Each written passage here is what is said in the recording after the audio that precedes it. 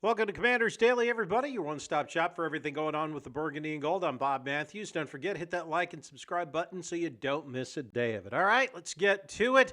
Monday Night Football coming up tonight, about an 8:15, 8:30 kickoff at Arrowhead. Commanders and the Chiefs. Yeah, we know it's most likely going to be ugly. There is a path, a very slim path, towards this being a scenario where the Commanders might have a chance to steal this one on the road, but I am sure as hell not banking on it. Before we get to that, though, let's run down the injury news. The Commanders are getting a little bit of good news. Even though they're without Jaden Daniels, they are getting Terry McLaurin and Deebo Samuel back. Both players ready to go, will be in the starting lineup tonight. That just does change the equation a little bit. So the Chiefs defense is going to have to respect the deep route now with both McLaurin and Deebo in there. So that should open some things up for Marcus Mariota, who's starting in place of Jaden, and it'll let the offense run at somewhat full capacity, albeit, with a second-string quarterback, but a pretty good second-string quarterback in there. The problem is that this Chiefs defense isn't bad. Now, if we're in a couple of minutes, we're going to go over what I think the keys on this one are going to be if they want to keep it close and have a chance in this one. But getting Deebo and Terry back will make it at least somewhat palatable. I think that it's going to be able, I think because having the two of them back, I think the Commanders will be able to stay in this game going into the fourth quarter. I still don't think they have enough to win it, but I think at least they're going to be in it at least until down the stretch. Okay, so what are a couple of the things that they got to do in order to at least have a chance in this one? Well, the first obviously is on defense. You got to limit the big plays. I mean, that's all there is to it. Now, Joe Witt said in his press conference this week that, or at least hinted, there could be some personnel changes and that they're going to simplify things on the defensive end, especially on the back. Well, hallelujah. What a revelation there that they got to do that. We all that have been watching have been saying that for quite a few weeks now. And again, the defense is the part of the equation here that you worry about the most. I'm not even worried about the defense giving up points right now. Patrick Mahomes and that offense are going to get theirs. That's all there is to it. I will be shocked if the Chiefs put up less than 28 points.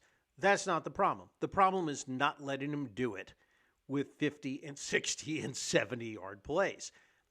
Make them earn it. Make them drive down the field. Make them go 10, 12, 13 plays every time they want to score. Okay, I can live with that.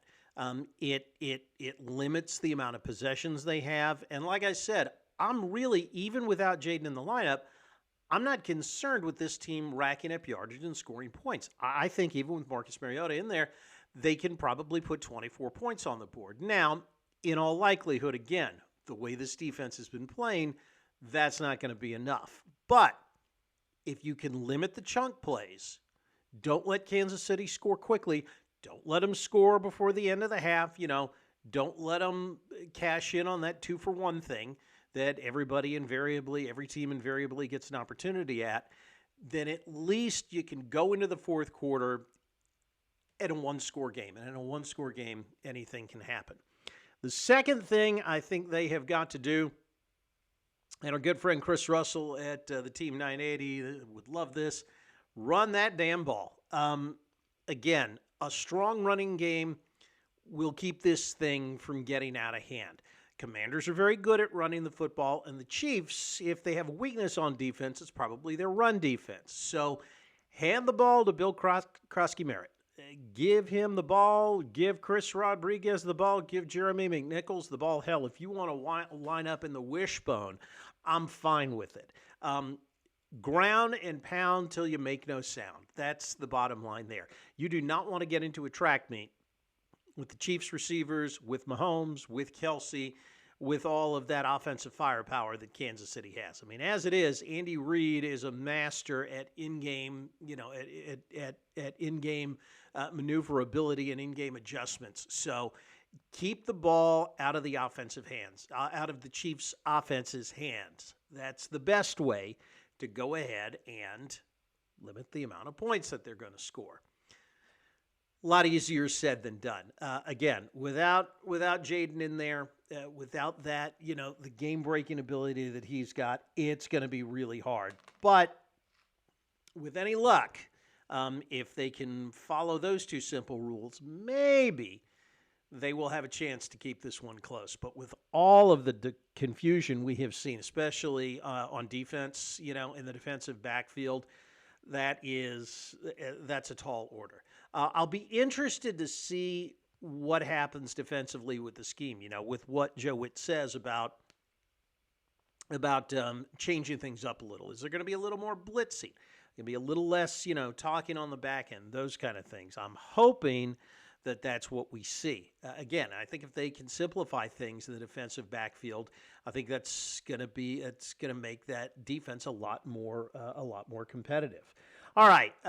If you want to, even though we won't have a chance to visit it until after the game, if you want to drop a prediction in the comment section, you can. If not, use the comment section here to give us your instant reaction after the game or during it, if you feel like it. I will leave you with this. Vern Herman, 5811, ever the optimist, says Chiefs 28, Commanders 20. Actually, I think that's pretty, Vern, I think that's pretty much on par with what I think could be the best case scenario here. Chiefs, he says, have just too much offensive firepower, although we show a little improvement. If they do, that's about where we've got the bar set here, is just try to create some good vibes going into next Sunday night against Seattle. That's about the best we can do. All right. Any given Sunday or Monday, I guess, we can flip the script, but that's what we got for now. Enjoy Monday Night Football. Hopefully they keep it close. Hey, maybe we'll be talking to you tomorrow saying, boy, did we get that one wrong. Wouldn't mind it if we did. Enjoy it. We'll see you tomorrow. Remember, like the wise man once said, if you're on your bike tonight, as always, do wear white.